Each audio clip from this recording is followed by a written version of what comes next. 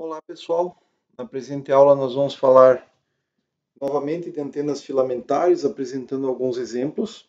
Dentre eles, o mais importante que podemos dizer é o dos dipolos elétricos. Só para que a gente tenha um panorama geral aqui, a aproximação de polo curto, que inclusive já foi discutida, ela apresenta uma distribuição de corrente triangular, ou seja, essa expressão aqui apresenta-se na forma triangular. E se você fizer a conta adequadamente, esse dipolo curto ele terá uma resistência de radiação na forma 20 π quadrado d sobre lambda ao quadrado, ou seja, vai com o quadrado da frequência, né, já que frequência é inverso de comprimento de onda. Existe uma expressão para a parte reativa dessa antena, que foi determinada, já foi calculada de forma mais ou menos aproximada. Então ela é dada dessa maneira aqui, ela varia, tem natureza capacitiva e varia de acordo com o lambda, né? E também com o diâmetro 2A do condutor que é utilizado. Então basicamente você tem a impedância da antena. Claro que é necessário calcular a resistência de perdas também. Nós já discutimos brevemente que depende do efeito pelicular, então também depende do diâmetro, da frequência e tudo mais. Mas na essência, uma antena de polo curto, ela vai ter uma diretividade máxima de 1,5 e a depender da frequência, você vai ter essencialmente uma diretividade igual ao ganho, né? Já que em frequências mais altas a tendência é de você ter eficiências mais perto da unidade. O outro caso, né, é quando você vai para o dipolo de meia onda. O dipolo de meia onda é muito utilizado em várias aplicações. Então você tem o D aqui, o tamanho da antena do dipolo é lambda sobre 2. A distribuição de corrente ela é um cosseno, I0 cosseno de Kz. E se você fizer a conta, esse número aqui, que é a parte reativa da impedância da antena, é normalmente determinado a partir de métodos numéricos. Você vai ter a parte real 73 ohms e a parte imaginária 42,5 ohms. É de natureza indutiva.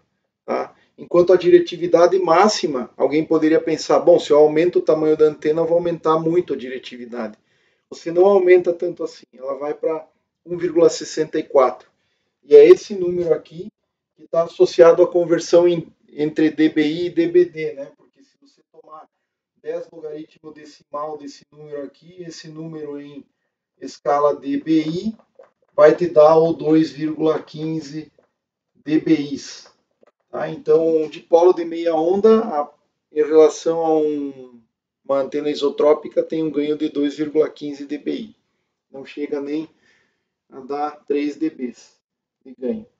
Claro que você pode aumentar, fazer o quão grande você queira aqui, esse D, e no caso geral, a distribuição de corrente é dada dessa maneira aqui, ó, tá?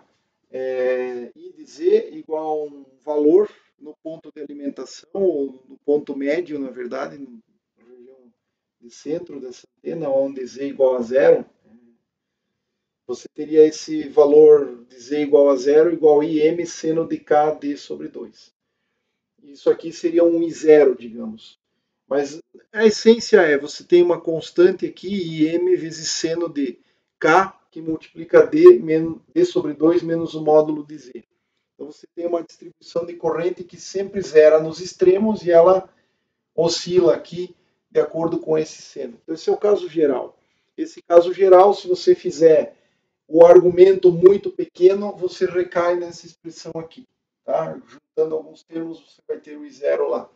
Então, no limite em que D é lambda quartos, você vai ter, aliás, em que D é lambda sobre 2, desculpa, ou seja, D menos lambda quartos é mais lambda quartos, né? Mas em que D é lambda sobre 2, o D total é lambda sobre 2, você recai nessa expressão aqui, porque esse seno se transforma, ele vai ficar em algo como módulo de Z menos 90 graus, KZ, né, menos 90 graus, que vai te dar o cosseno aqui, na verdade.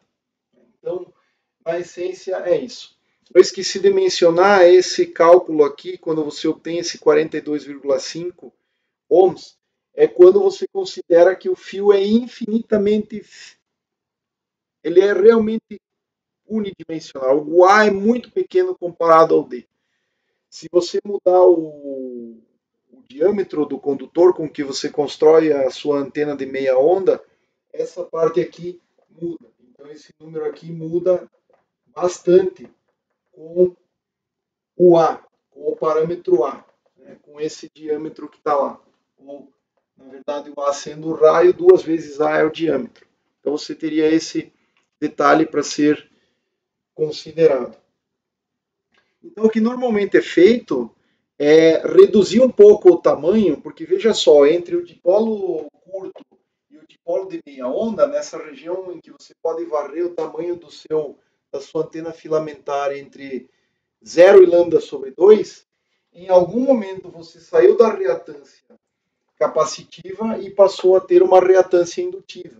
Então, em algum momento, um pouco antes de lambda sobre 2, você tem a, a reatância nula, sem mexer muito nesta parcela aqui, que é a parte real que interessa. Então, veja só, num dipolo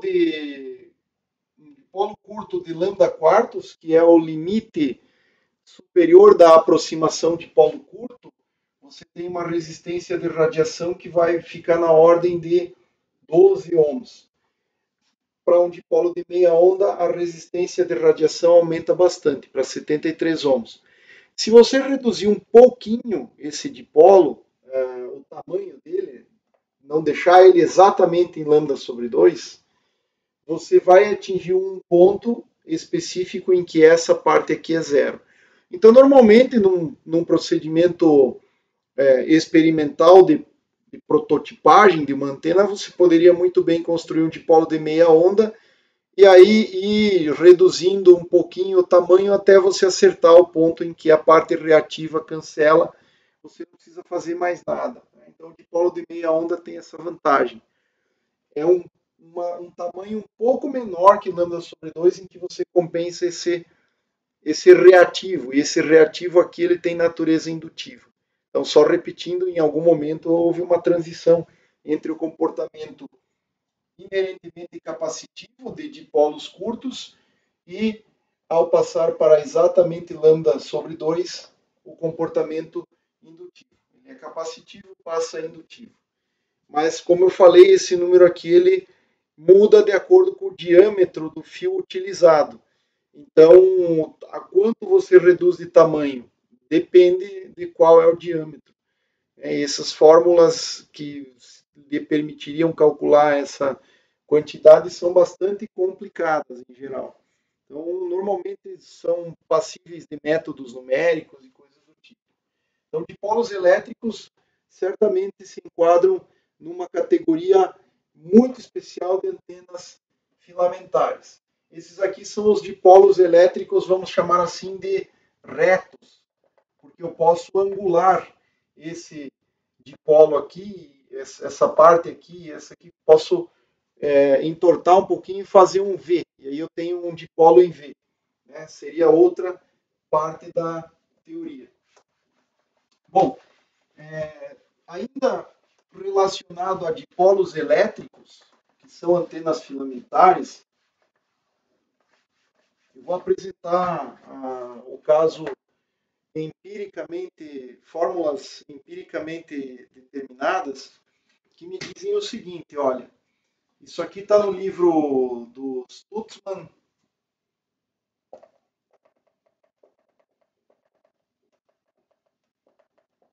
e Thiel, Antenna Theory and Design.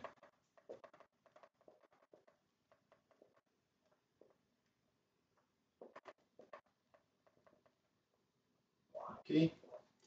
Então, essas fórmulas empíricas eu estou pegando exatamente desse livro, desse autor. Bom, uma nem é empírica, né? Aqui a gente está falando assim, o tamanho do dipolo e aqui a resistência de radiação, que é a resistência que nos interessa via de regra. Se você tem o D entre 0 e lambda quartos, a resistência de radiação tem uma fórmula que é aquele 20π quadrado D sobre lambda ao quadrado.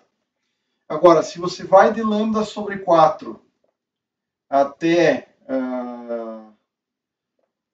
lambda meios, fórmula que funciona melhor é aproximadamente 24,7 ou 24,7, né, para usarmos a convenção de território nacional aqui, vezes π, o tamanho da antena sobre o lambda ao quadrado. Então você tem essa transição da expressão. Note que aqui é 2,4. Esse expoente não é mais inteiro, é 2,4. E se você vai de lambda sobre 2 até 0,637 lambdas, essa sua fórmula muda novamente. Ela é dada aproximadamente por 11,14, um fator π d sobre lambda elevado a 4,1. Então, as suas expressões para resistência de radiação, elas vão mudando. Aqui é 4,17. Então, basicamente é isso que você tem. Essas expressões são válidas de modo bastante com boa concordância experimental. Todas essas unidades aqui são ohms, obviamente, né? É unidade de resistência de radiação. Então, você pode calcular quanto você vai ter de resistência de radiação dentro desses intervalos aqui de tamanho para dipolos. Tá? Então, para dipolos, válido para dipolos elétricos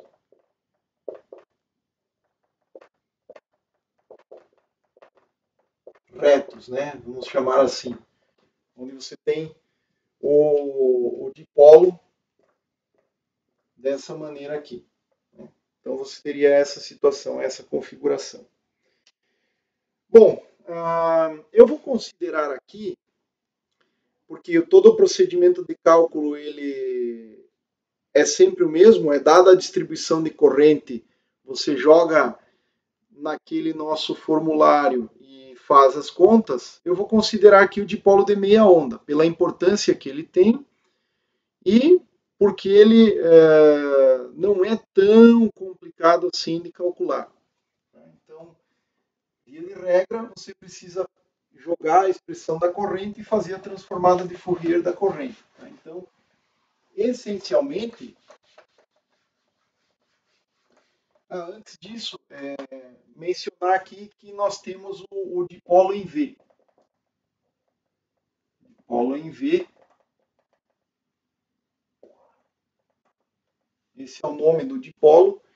É um dipolo elétrico, também pode se enquadrar na categoria de filamentos, em que você simplesmente abre a sua linha de transmissão, se fôssemos pensar em linha de transmissão,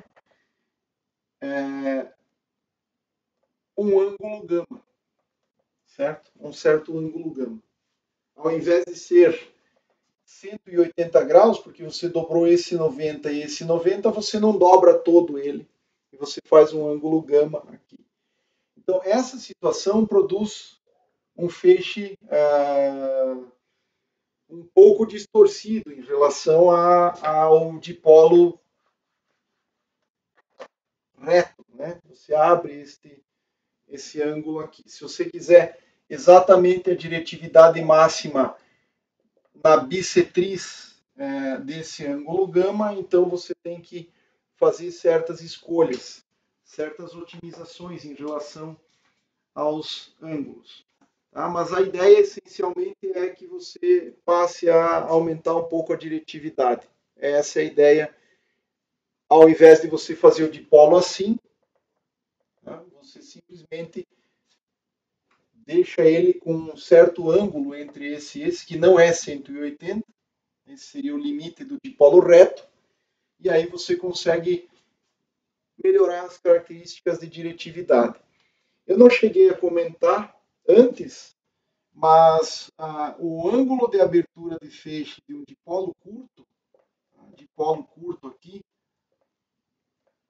tem um delta de ângulo θ que é igual a 90 graus. Esse é o ângulo de abertura de feixe do dipolo. É só lembrar que o diagrama de radiação de um dipolo tem uma diretividade que depende de θ na forma 3/2 do seno ao quadrado de θ.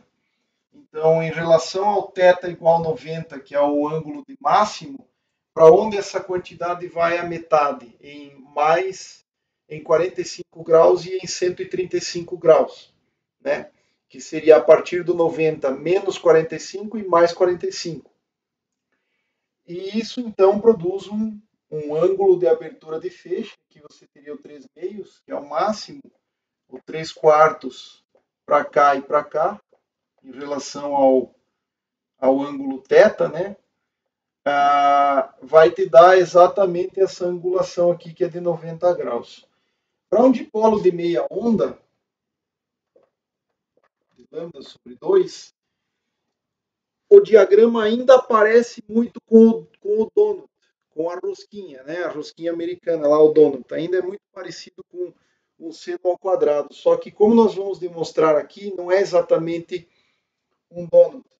E aí você tem algo um pouco mais fechado, cujo ângulo de metade aqui, né, o máximo não é mais 1,5, e sim 1,64. O ângulo de onde acontece metade, que seria 0,82 aproximadamente, não mais 0,75, te dá um total de 78 graus aproximadamente. Então, você mudando do dipolo curto para um dipolo de meia onda, você também ganha um pouquinho em diretividade. É óbvio, né? O máximo passa a ser 1,64. Isso implica que o ângulo de abertura de feixe tem que ser um pouquinho menor. Mas não é tão menor. Veja que você vai de 90 para 78 graus. Não há uma variação tão grande assim. Tá? Então, o dipolo em V, note que é exatamente aquela história que mencionamos na teoria geral. Você tem aqui um certo ângulo em relação ao eixo Z e a corrente está se deslocando aqui. Então você tem que especificar exatamente quem são os vetores corrente aqui. Aqui está tudo em Z, então é um problema a menos. Aqui não, eu tenho um elemento de corrente orientado assim e outro para cá. Então é necessário fazer um pouco mais de algebrismos na hora de calcular o dipolo em V. Bom, vamos lá, vamos para o dipolo de meia onda. Dipolo de meia onda. Dipolo de lambda sobre 2. O que é que nós podemos fazer a respeito do dipolo de lambda sobre 2? Se você quer calcular a parte de perdas e a impedância e a parte reativa da impedância, você rigorosamente vai ter que entrar no universo do cálculo numérico em geral. É possível fazer algumas aproximações, elas são complicadas. O campo próximo é muito mais difícil de determinar. Então, o que nós vamos enfatizar aqui é, como sempre, aquilo que é mais importante na antena, é o campo de radiação. E nesse caso, então, para o dipolo de meia onda, o que nos interessa é que o I de Z, a distribuição de corrente, corresponde a um certo valor de pico, que é no ponto de alimentação, cosseno de Kz, onde K é 2π dividido por lambda. Tá? Então, essa é a distribuição de corrente de um dipolo. Nesse caso, nós precisamos, para calcular o potencial transversal, sempre lembrando, nós precisamos da transformada de Fourier daquela quantidade lá. Nós temos isso aqui igual. Já vou apresentar o potencial transverso aqui. Mi0, fator de onda esférica, dividido por 4πr, né? Esse é o fator de onda esférica.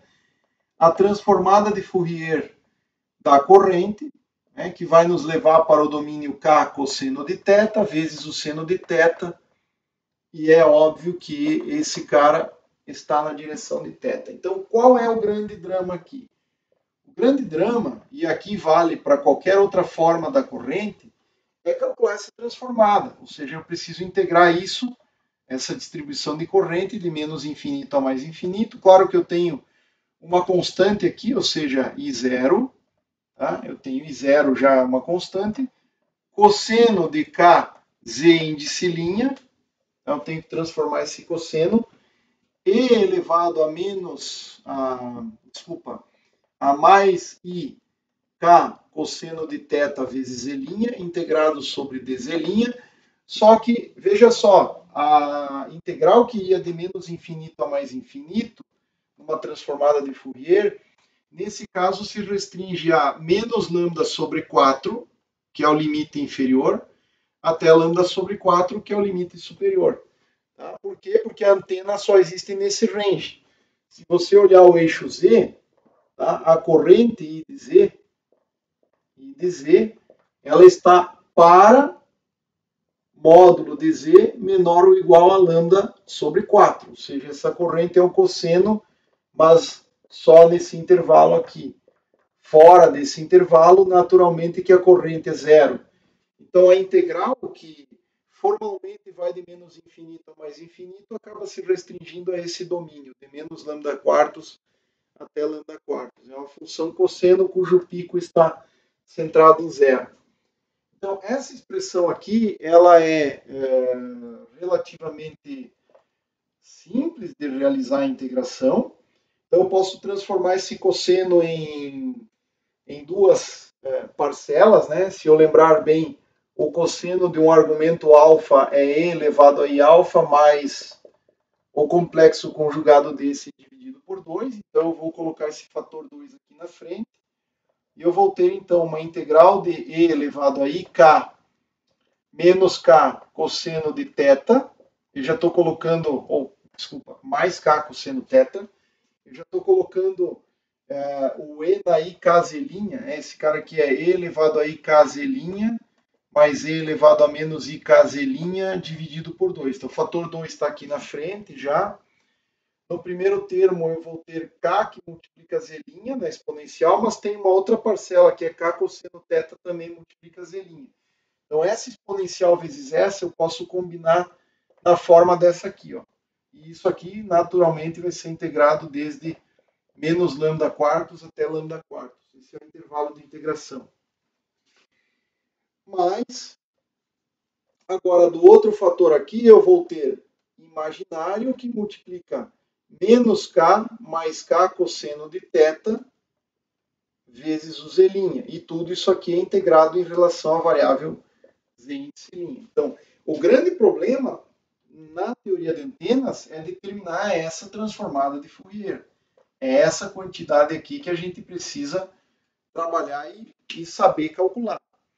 Tá? Então, são integrais relativamente simples. Note que mesmo que você tivesse aquela função seno de k d sobre 2 menos o módulo de z para o caso geral, você poderia, uma vez que a função é simétrica, integrar só de 0 até o tamanho da antena, fazer alguns malabarismos matemáticos, mas o resultado seria, como você pode escrever o seno na forma de exponenciais, o problema todo no fim é integrar exponenciais. E integrar exponenciais a gente sabe como fazer.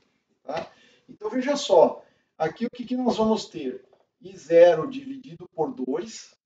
A integral dessa exponencial é ela mesma, e elevado a ik mais k cosseno θ vezes z', dividido por quem? Pelo imaginário k mais k cosseno θ, certo? Que é exatamente a constante que multiplica o z'.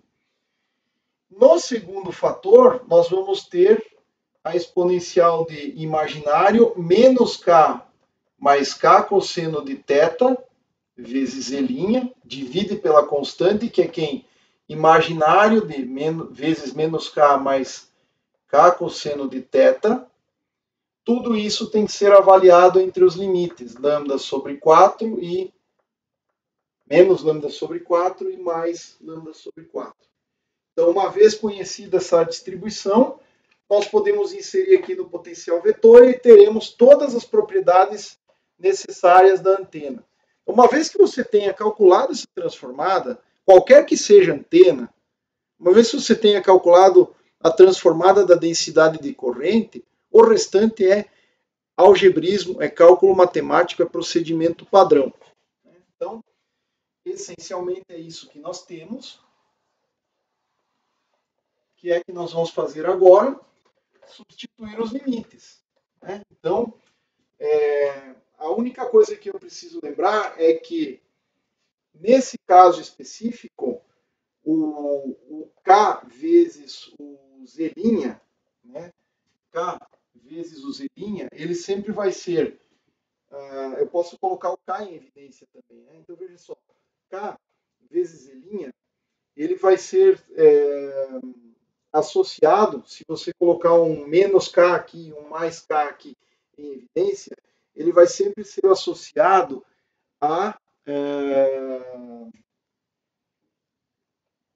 ao Z' na forma ou mais lambda sobre 4 ou menos lambda sobre 4. Então, mais ou menos K lambda sobre 4, que é o Z' que eu tenho que substituir aqui, esse número, veja só, ele é 2π dividido por lambda, vezes lambda sobre 4, que produz exatamente o fator de π sobre 2.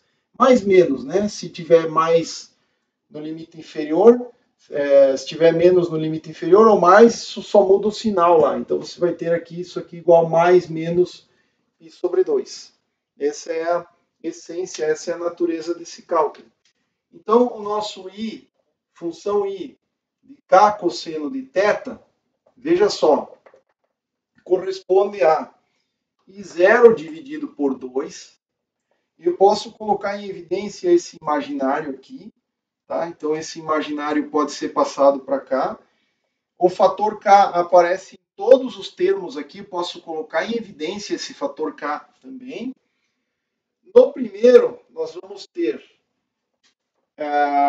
substituindo os limites, outro detalhe importante é que 1 mais o cosseno de θ corresponde a 2 vezes, tá? Vamos colocar a expressão trigonométrica na forma padrão, né? 1 mais o cosseno de θ dividido por 2 é o cosseno ao quadrado de θ dividido por 2. Tá? E 1 menos o cosseno de θ, tudo isso dividido por 2, é o seno ao quadrado de θ sobre 2. Então, aqui, veja só, nesse termo aqui eu tenho mais, mas eu posso trocar o sinal aqui, ó, jogar o menos para cá e ficar assim, ó, K e o menos aqui. Aqui é a mesma coisa, joga o sinal para fora, fica K e menos aqui. Então, veja só, nós temos aqui no primeiro termo um fator 1 mais cosseno, e no segundo 1 menos cosseno. Então, a primeira exponencial eu posso reescrever como a exponencial de IK Z', o K também em evidência, cosseno ao quadrado de θ dividido por 2, isso tudo dividido por... eu preciso dividir por 2 e multiplicar por 2, então 2 vezes, 1 mais cosseno de θ é 2 vezes, o K já foi para frente, 2 vezes o cosseno ao quadrado de θ dividido por 2. Veja como tem envolvido esse cálculo. Né? Menos, esse menos nós colocamos em evidência, a exponencial de menos IK Z' vezes o seno ao quadrado de θ sobre 2. Não posso esquecer que 1 mais o cosseno é 2 vezes, então ainda tem que colocar um fator de 2 aqui, e aqui também um fator 2.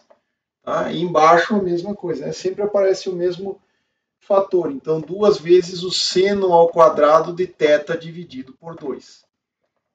E eu ainda não substituí os limites.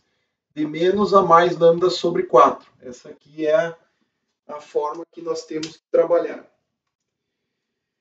Portanto, ao final dessa jornada, nós temos, chegando quase ao final, espero que não estejamos cometendo nenhuma besteira numérica aqui, que é que nós vamos ter I0 dividido por 2 vezes o imaginário vezes K. Se a gente substituir mais lambda quartos, nós vamos ter exponencial de IΠ, né? Porque 2 vezes K lambda sobre 4 dá o fator de π. Cosseno ao quadrado de θ dividido por 2. Né? Tudo isso aqui dividido por 2 vezes o cosseno ao quadrado de θ dividido por 2.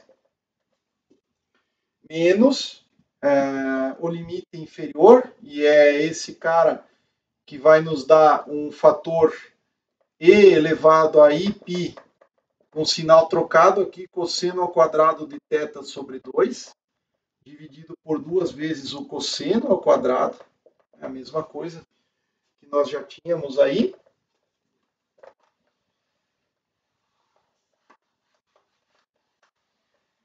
E no segundo fator, tem o sinal menos, o que nós vamos ter?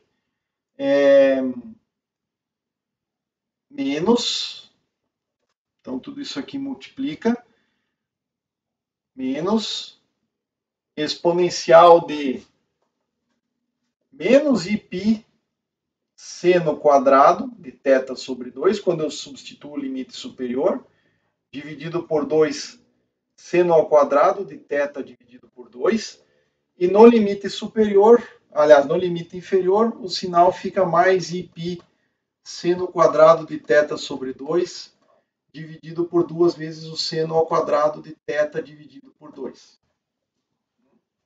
Então, essas expressões aqui, eu posso agora manipular um pouquinho mais. Né? Podemos trabalhar um pouco mais essas expressões. É provável que seja possível fazer outros arranjos dessas quantidades aí. Então, essa fórmula que nós vamos obter, ela tem outras possibilidades de expressá-la adequadamente, mas o que nós vamos ter aqui é I0 dividido por um fator 2. Esse imaginário eu posso jogar para lá, o fator K eu mantenho, porque essencialmente, veja só, essa quantidade com essa quantidade e o sinal menos, ou seja, eu tenho algo assim, ó, um E na IX menos E na menos IX dividido por 2i. Aí eu estou jogando esse imaginário de volta para cá, eliminando ele da equação. Isso é essencialmente o seno de π cosseno quadrado de θ dividido por 2. Tudo isso dividido pelo cosseno quadrado de θ sobre 2. Essa é a primeira parte aqui. Essa parte aqui virou um seno. E o segundo fator, com o sinal menos aqui, por conta de que eu tenho a possibilidade de inverter novamente essa quantidade aqui, vai ficar um mais seno de π seno quadrado de θ dividido por 2. Novamente, aquele imaginário foi multiplicado aqui e aqui. E o fator de 2 permite, pelo uso dessa expressão aqui, que é a famosa relação trigonométrica, que diz que seno de x é a exponencial ix menos e na menos x sobre 2i. O fator 2 vai embora, o 1 continua aqui, né? De qualquer maneira, um outro fator vai embora, esse imaginário vai embora, e nós vamos ter dividido pelo seno ao quadrado de θ sobre 2.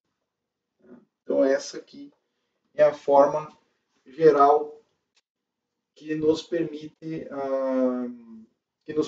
apresentar a expressão da transformada de Fourier. É claro que é possível tomar o mínimo múltiplo aí, pegar essa expressão aqui, fazer mais manipulações trigonométricas, sempre isso é possível de ser feito com funções senos e cossenos, mas essa seria a nossa expressão transformada de Fourier para K cosseno de θ. Então essa é uma forma da expressão, uma possibilidade para essa transformada de Fourier. Perceba que nós temos seno de π cosseno quadrado sobre cosseno quadrado, e aqui nós temos seno de π seno quadrado sobre seno ao quadrado, de metade do ângulo. Veja que é de metade do ângulo. Então, essa é uma expressão, ao final das contas, possível. Provavelmente nós pudéssemos voltar à expressão e escrever esse cosseno quadrado. Veja só, eu vou apagar aqui esta linha de cálculo. Vamos ver se a gente consegue simplificar um pouco mais estas linhas de cálculo. Tá? Então, nós poderíamos escrever essas duas parcelas aqui na forma seno de π vezes 1, o π sobre 2, né? 1 mais cosseno de θ. Vamos ver se dá para manipular um pouco mais essa quantidade. Dividido por 1 mais cosseno de θ. E aí eu tenho que colocar um fator de 2, dividido por 2, que passa para cima multiplicando. Então, estou pegando só essa parcela aqui. Lembre que eu tenho que multiplicar ainda por I0 sobre 2K. Então, é isso que aparece aqui nessa conta. Mais o seno de π dividido por 2. 1 menos o cosseno de θ. Estou só voltando o seno quadrado para aquela expressão. Dividido por 1 menos o cosseno de θ. Esse fator de 2 aqui, ele aparece tanto vindo desse termo quanto daquele. E nós podemos, então, agora escrever assim, ó, 2 vezes o seno, dá para escrever na forma 1 sobre 2i, e elevado a i π sobre 2, e elevado a i π sobre 2 cosseno de θ, tá? Mais e elevado a menos iπ sobre 2, e elevado a menos iπ sobre 2 cosseno de θ, tudo isso dividido por 1 mais cosseno θ.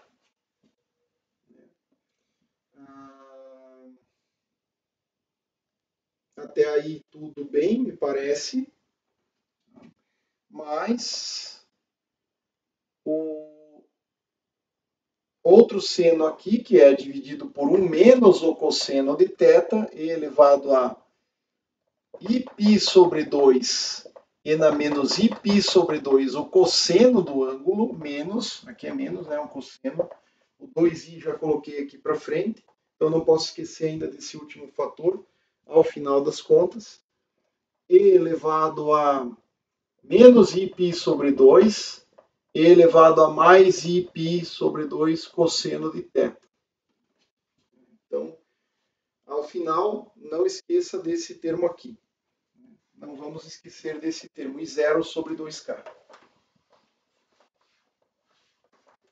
Muitas vezes isso acontece. Na hora que você vai trabalhar com expressões trigonométricas, é possível que você vá por um caminho errado e existem possibilidades de simplificações. Tá? E esses cálculos com antenas, se for numérico, não tem problema, né? Porque o computador, ao final, se você programar adequadamente o algoritmo numérico que vai realizar a integração, tudo bem. Mas se você for fazer na mão, é bom tomar esse cuidado. O que é que acontece aqui? Se nós lembrarmos bem, e elevado a iπ sobre 2, mais ou menos, corresponde a mais menos o imaginário. Então, esse termo aqui, ó, é i, esse termo aqui é menos i. Esse termo aqui é i, esse termo aqui é menos i. Veja só, tá? Então, o imaginário que aparece em todos os termos vai cancelar esse aqui. O 2 já cancela, né? Eu vou até eliminar ele daqui, o imaginário também. E o que, que nós vamos ter? Esse termo troca de sinal e nós vamos ter um cosseno duas vezes, aí vai aparecer um 2 novamente, porque eu vou ter n na i π sobre 2 cosseno θ menos com o menos do i, vai ficar mais n na i menos i π sobre 2 cosseno de θ, que é o cosseno de π sobre 2 cosseno de θ, dividido por 1 mais o cosseno de θ. Okay? E do lado de lá nós vamos ter mais... novamente aqui eu tenho imaginário, que vai cancelar tudo. Esse menos imaginário vai trocar o sinal desse termo. Então, mais duas vezes o cosseno da mesma coisa, veja só, cosseno de π sobre 2 cosseno de θ, só que aqui está ponderado por um fator 1 menos cosseno de θ. Então, essa quantidade é igual a essa, que é igual a isso, e que é igual, se nós agora tirarmos o mínimo múltiplo, nós vamos ter duas vezes o cosseno de π cosseno de θ sobre 2, tá? Esse multiplica esse e esse multiplica aquele, só que são termos exatamente iguais. Então, na verdade, o que eu estou fazendo é isso aqui, ó, 1 dividido por 1 mais cosseno de θ, mais 1 dividido por 1 menos cosseno de θ. Certo? E essa quantidade aqui, se você tirar o mínimo múltiplo, você vai ficar no denominador com 1 menos cosseno ao quadrado, que é o seno ao quadrado, e em cima vai ficar 1 menos cosseno, mais 1 mais cosseno, vai ficar um fator de 2. Então, nós vamos ter aqui um fator 4 vezes cosseno de π dividido por 2 cosseno de θ dividido pelo seno ao quadrado de θ. Se não fiz nenhuma besteira, esse é o resultado. Ok. O que é que vai acontecer agora? Nós temos que jogar de volta na expressão da transformada. Então, eu vou precisar apagar isso aqui. O que interessa é esse resultado no final das contas aqui. Né? Nós vamos ter o i transformado, né? A função de ondas transformada de k cosseno de θ é igual a tinha aí 0 sobre 2k, vai produzir então aqui i0 vezes 2 dividido pelo k, era i0 sobre 2k, aquela constante. Então, 2i0 sobre k, cosseno de π sobre 2, cosseno de θ, dividido pelo seno ao quadrado de θ. Essa é a expressão resultante para a transformada de Fourier. Transformada de Fourier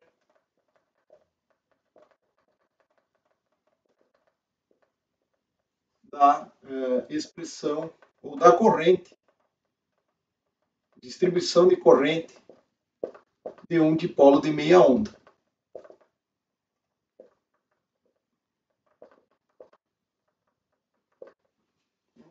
Que é a antena que a gente está tentando calcular. Pois bem, talvez eu tenha ido pelo caminho mais difícil. Talvez não precisasse usar aquela expressão 1 mais cosseno igual cosseno ao quadrado de metade do argumento, porque no final eu tive que voltar.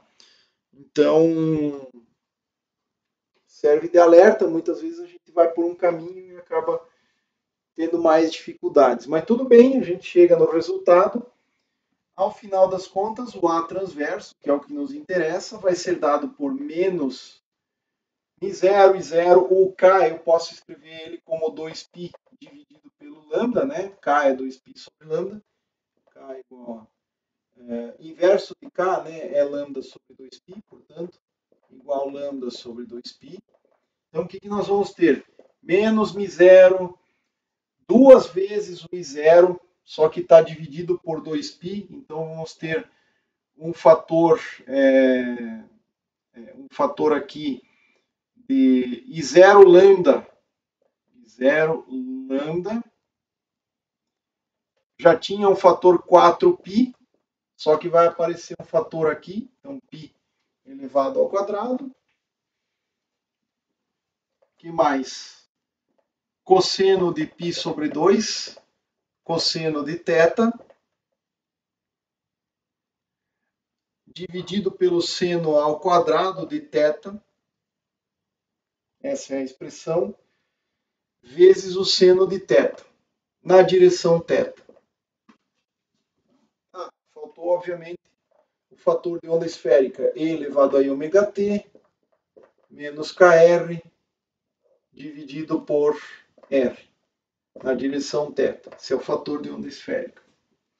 Creio que dimensionalmente eu estou omitindo alguma coisa, tá? Então, me parece que dimensionalmente aqui a expressão não está correta, mas a ideia central é essa aí. Eu vou ver se eu consigo encontrar qual é a constante que ficou faltando aí, nessa brincadeira.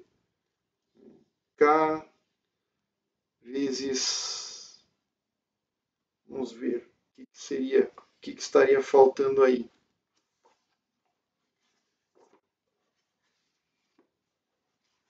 Fazendo uma consulta rápida aqui para o dipolo de meia onda. A expressão está acertada. Veja só que aqui a gente cancela um fator de seno de θ. É só a magnitude aí. Não, creio que está tudo dentro dos conformes aí. Não tem nenhum equívoco, não. É isso mesmo. É isso mesmo que aparece aí. Então, o que nos interessa aqui? Nos interessa determinar, por exemplo, qual é o valor da densidade de potência radiada, do campo elétrico de radiação, do ganho, essas coisas todas que a gente precisa determinar em uma antena, tá certo? Então veja só, campo elétrico menos I C K, talvez eu nem devesse ter transformado esse fator K em qualquer outra coisa, porque ele vai cancelar na hora de calcular o campo elétrico, vezes o A transverso. Então, só voltando o fator K aqui, ó, nós vamos ter inverso de K, lambda sobre 2π é inverso de K, e aí fica um fator de 2 aqui, ó, 2K. Porque lambda sobre 4π quadrado é exatamente lambda sobre 2 vezes π vezes o fator 2π. Então, na verdade, aqui tem um fator de π.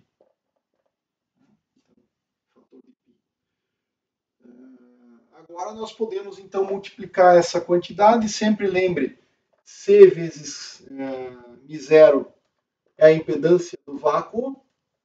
Então, também uma expressão interessante que a gente usa frequentemente quando se trata de análise de antenas.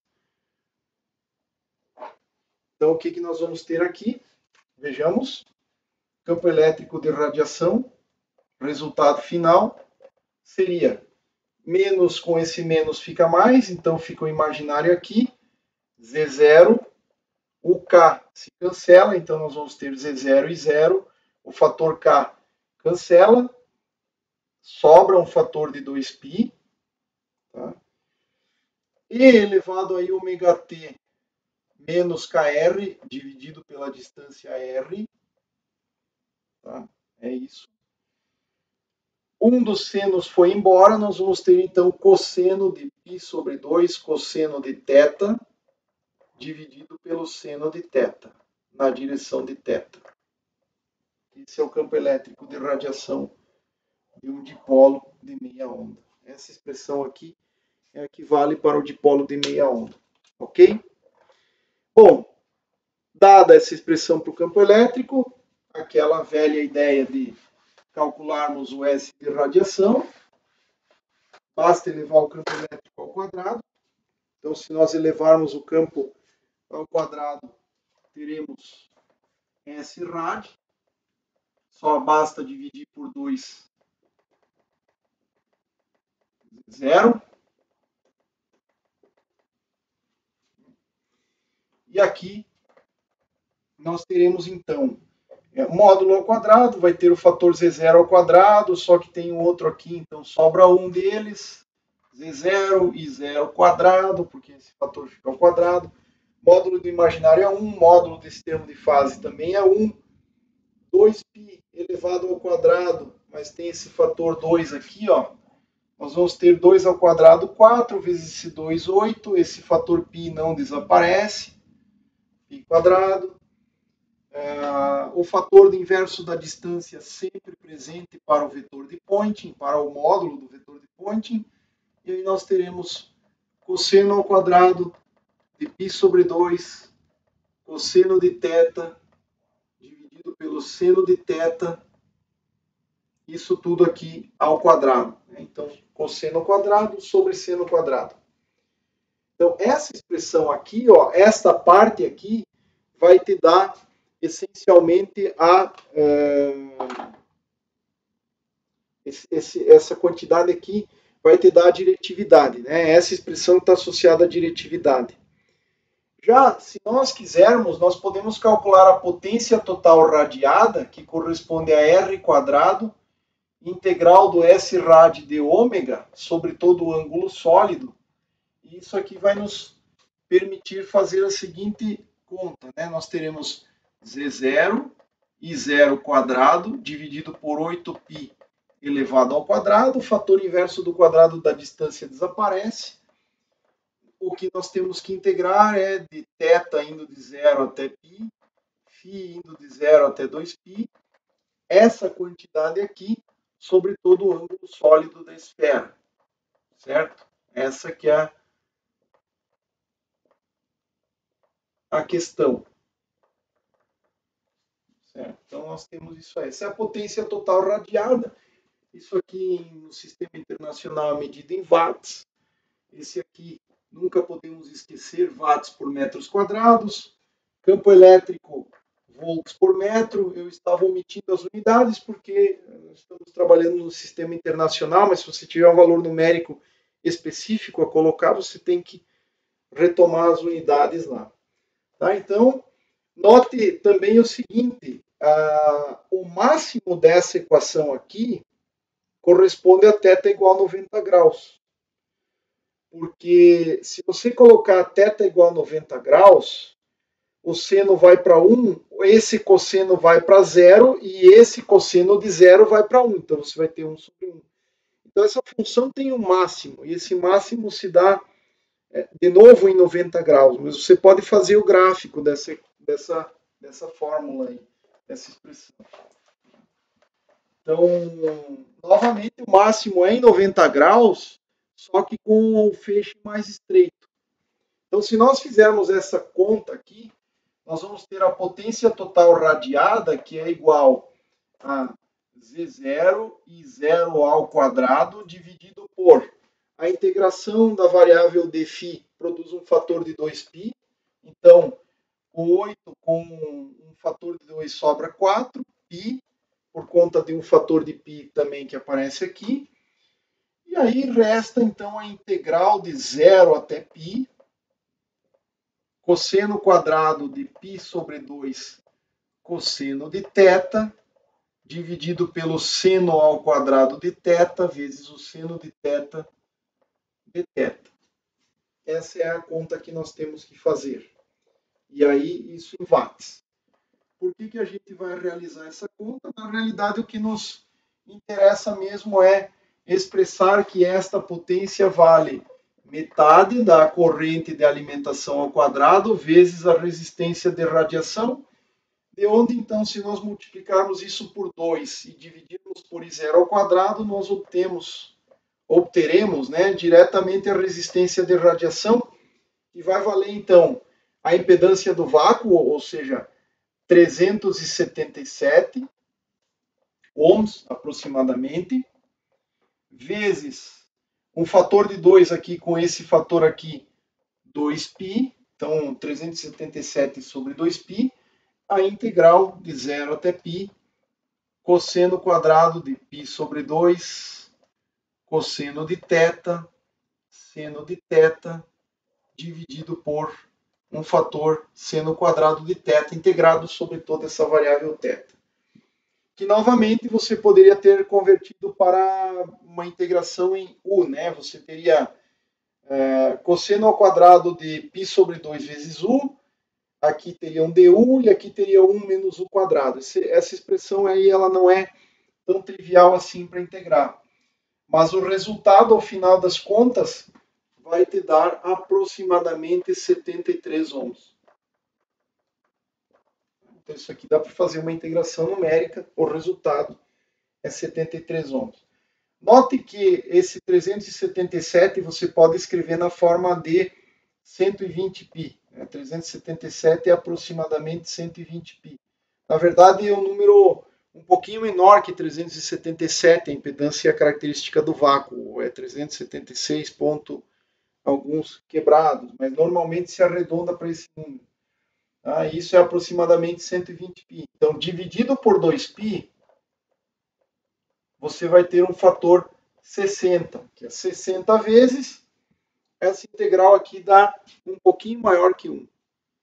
Então, dá um pouquinho maior que 1. Você pode até fazer a conta rapidamente, né? Supondo conhecido esse 73, você vai saber quanto vale essa integral. Vai dar 73 sobre 60. E, naturalmente, que se nós quisermos utilizar a definição a própria definição de diretividade de uma antena, nós teremos que usar o resultado dessa integral aqui. Ou seja, impedância da antena, pelo menos a parte real de radiação, não a parte de perdas, está calculada a partir do campo de radiação. Essa integral aqui é chave.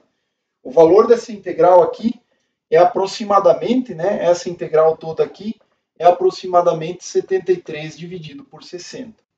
Tá? Esse é o número que tem associado a essa integral aqui, em valores aproximados. Tá?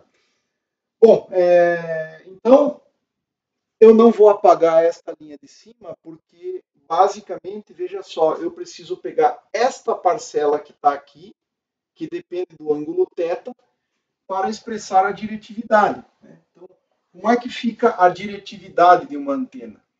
Função de θφ, que na verdade vira só uma função de θ, que é simplesmente uma constante que eu não conheço ainda, eu não sei quanto vale, vezes a parcela angular da densidade de potência. Eu esqueço todas as constantes, elimino a dependência no inverso do quadrado da distância, sempre posso fazer isso.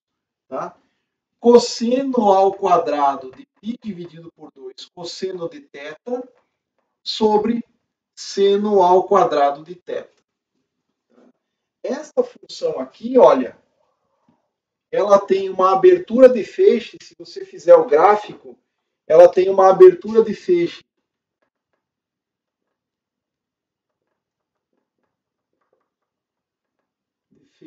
de 78 graus, aproximadamente. 78 graus. Que corresponde a você fazer esse gráfico, né? Eixo ZX aqui. Depois é só rodar de 360 graus, porque ela é azimutalmente simétrica. Então, no plano ZX, você vai, para cada θ, colocar um pontinho aqui. Você vai fazer esse gráfico, você vai chegar à conclusão de que a meia largura, a meia potência, né, o valor metade da diretividade, acontece para um ângulo tal que o ângulo total aqui dá 78 graus. Então, um ponto aqui e outro aqui, esse aqui é o máximo, você tem os pontos de metade do valor, d0 sobre 2, digamos. Esse ponto aqui é o d0 e aqui é d0 sobre 2. Supondo-se que essa função aqui tenha magnitude unitária, então esse d0 já seria com magnitude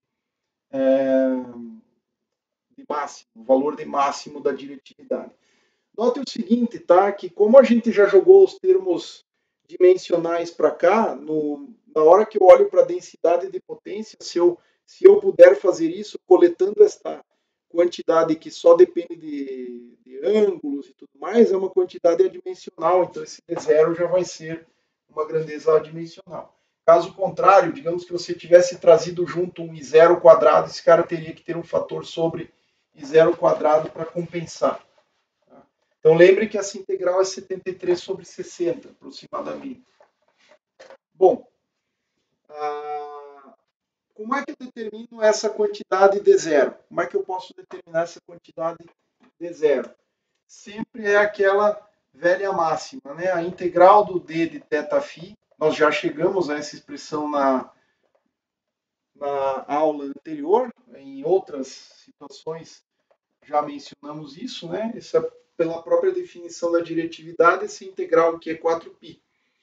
Então, se nós jogarmos isso aqui dentro, veja só, a integral no dφ dá um fator de 2π, e aí eu vou ter assim, d0, já omitindo alguns passos que já foram feitos na aula anterior, d0, integral de 0 até π disso aqui, cosseno quadrado de π sobre 2, cosseno de θ, dividido por seno ao quadrado de θ, seno de θ, isso aqui é igual a 2.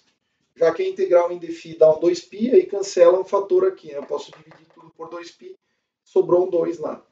Então, esse D0 vai corresponder a 2 dividido por integral de 0 até π, cosseno ao quadrado de π dividido por 2, cosseno θ, sobre seno quadrado de θ, vezes seno θ de θ.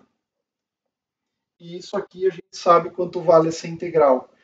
2 dividido por alguma coisa perto de 73 sobre 60. E esse número aqui é ligeiramente maior que 1. Então, 2 dividido por um número ligeiramente maior que 1 vai dar um número ligeiramente menor do que 1. Esse número é aproximadamente 1,64, que é o máximo. Você pode até fazer, né? 2 vezes 60 dá 120. Dividido aqui por um fator de 73, vai te dar uma vez, vai ter o fator 73 aqui, enfim, né? Vou jogar para 70 aqui só para facilitar um pouquinho a conta, sobra um fator 50, se nós colocarmos a vírgula aqui, isso aqui vai dar o fator 6 aqui, né? Aproximadamente isso. Então, se não cometemos nenhum equívoco em mais nada. Ela vai dar aproximadamente 1,7, né? Mas é que eu joguei para, em vez de ser 73, eu joguei para 70. Então, aproximadamente 1,7. O número exato é esse 1,63 aqui, que é o 2,15 dBi. Então, isso vale para o dipolo de meia onda. Essa é a expressão, essas são as expressões mais importantes para o dipolo de meia onda. Bom, o que mais podemos afirmar? Para um dipolo, creio que, dipolo de meia onda, creio que é isso aí. Uma outra curiosidade, e isso eu vou utilizar já fechando essa aula, é uma outra questão importante. Eu vou considerar aqui um dipolo curto, um outro exemplo, né?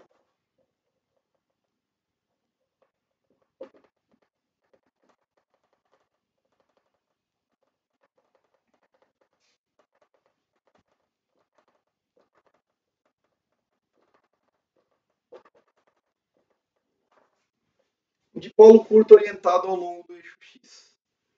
Então, nesse caso, o potencial vetor eu posso utilizar já a expressão que nós temos, μ0 e 0D dividido por 8πr, o fator de onda esférica, menos kr. Lembre que o potencial ele aponta na direção da corrente. Se agora o seu dipolo elétrico não está mais em Z, e sim está em X, esse eixo de direção passa a ser o eixo X. E aí o que eu faço? Eu tenho que expressar o AX em coordenadas esféricas. Então eu teria algo como expresso em coordenadas esféricas, algo como uma função de AR, a θ e a φ. Eu tenho que descontar a componente radial e eu vou perceber que no final das contas o A transverso vai depender de φ. E aí alguém pode perguntar, mas uma antena que é um fio não tem que ter o seu diagrama de radiação independente do ângulo φ? E a resposta é sim, se estiver orientado ao longo do eixo Z, porque o ângulo θ é medido a partir do eixo Z. Se você orienta ela numa outra situação aqui, a dependência do D, que é a diretividade, vai apresentar alguma coisa associada ao ângulo φ, ao ângulo azimutal. Então, claramente que em φ igual a zero, essa antena vai ter zero de radiação e ela vai ter uma dependência com o ângulo φ, que é máxima sobre o eixo Y, por exemplo. Mas também vai depender do ângulo θ, vai depender de uma combinação de θ-φ. Porque no final das contas, o donut, o fator seno quadrado, quando ela está orientada ao longo de Z, forma uma figura tridimensional que é o donut. Se você rodar a antena, aquele donut roda, mas ele não é mais expresso simplesmente como um seno quadrado de θ. Eu preciso de uma expressão que dependa dos ângulos θ-φ agora. Então, você pode fazer a conta, fica como exercício, transforme isso aqui para componentes esféricas, desconte a componente radial e aí faça as contas. Faça as contas para perceber que a diretividade máxima continua sendo 3 meios, que a resistência de radiação continua sendo o valor dado lá como R rad, algo da ordem de 20π quadrado d sobre lambda ao quadrado, e assim sucessivamente. Todas as grandezas que você pode calcular. Então, só como um alerta aqui, a dependência em φ vai aparecer se você modificar a posição, a orientação do fio. Mas eu preciso lembrar o seguinte, que tipo de fio que é, que tipo de antena que é, o que eu deveria esperar para esse fio. No caso, no melhor uso das coordenadas esféricas, ele estaria orientado ao longo do eixo Z, ou seja, você chama de Z o eixo do fio, e o ângulo θ é medido a partir daí. Então, pronto, ele só depende desse ângulo, só depende do ângulo medido a partir do fio. Só que quando você rotaciona, o ângulo θ ele está medido aqui, e o ângulo φ ele está medido aqui. Então, uma posição qualquer aqui depende desses dois ângulos. Para você medir o ângulo relativo ao fio, depende do ângulo de φ e depende do ângulo θ. Na verdade, este ângulo, vou chamar de gama aqui, é uma combinação angular meio complicada aqui dos ângulos θ e φ. Então, ele continuaria sendo, né, se você chamar de gama o ângulo medido a partir do eixo X em qualquer circunstância, e esse eixo X é o que contém a antena, aí sim eu teria um seno quadrado de gama, só que esse gama aí é uma combinação de θ-φ, de funções de θ-φ. Esse ângulo gama, eu não sei se ficou muito claro aqui, mas você tem um eixo X aqui, olha, você tem um eixo X aqui, um eixo Z, desculpa, um eixo X aqui, um eixo Y aqui. Vou tentar deixar bem clara essa situação. Eu tenho um dipolo curto que não está mais orientado ao longo do eixo Z. No uso das coordenadas esféricas, Se o fio tivesse ao longo do eixo Z, o ângulo θ é o ângulo medido a partir do fio, não importando o valor de φ. Mas agora o ângulo θ ele não é mais o ângulo medido a partir do fio. Ele continua sendo o ângulo medido a partir do eixo Z. E o ângulo φ ele só corresponde ao ângulo a partir do fio no plano XY. Porque se você sair para um outro θ, o ângulo φ não é o ângulo total a partir do fio. Então, por exemplo, se você pegar um ponto qualquer aqui, olha, veja só, você tem um θ daqui até aqui, tem um φ daqui até aqui, mas o ângulo do fio é um outro ângulo aqui. Não sei se isso fica muito claro, né? Ou seja, digamos que esse aqui seja o eixo Z, e esse aqui é o fio orientado ao longo de X. Um ângulo qualquer a partir do fio, um ângulo gama qualquer a partir do fio, ele não é dado somente pelo φ, nem somente pelo θ. Ele é dado por uma função. É isso que eu queria expressar, né? Que se, por exemplo, você teria um determinado ponto aqui, suponha aqui, esse ponto aqui, ó, ele tem a partir do fio, ele tem um certo ângulo, gama. Só que esse ângulo gama, ele depende de θ, e se você projetar esse ponto aqui no plano XY, o φ é medido diretamente a partir de X só no plano φ. Então, esse gama que está aqui, ele pode ser expresso como uma função de θφ. Qual a função? Aí você vai descobrir. Porque você pode expressar esse cara em coordenadas esféricas, em componentes esféricas, melhor dizendo, remover a componente radial e aí fazer suas contas. Mas em termos desse ângulo medido diretamente a partir do fio, desse gama, o diagrama de radiação continua sendo seno ao quadrado de gama, assim como aqui o fio orientado ao longo de Z, seno ao quadrado de θ. Ok? Bom, creio que a aula já ficou bastante extensa, ela teve um conteúdo matemático, expressões matemáticas aí um pouco chatas de trabalhar. Eu espero que vocês tenham conseguido minimamente acompanhar a linha de raciocínio, mas a ideia central é essa. Tá? Dada a distribuição de corrente, você tem que calcular a transformada de Fourier, tem que jogar isso nas expressões para determinar campo elétrico, para determinar campo magnético. Aqui eu nem calculei o campo magnético, porque já pulamos diretamente para a etapa da densidade de potência total radiada, função diretividade angular, e a gente sabe que o campo magnético é para o campo elétrico, tá certo? Então, era isso para essa aula. Nas próximas etapas a gente já vai começar a lidar com arranjos de antenas.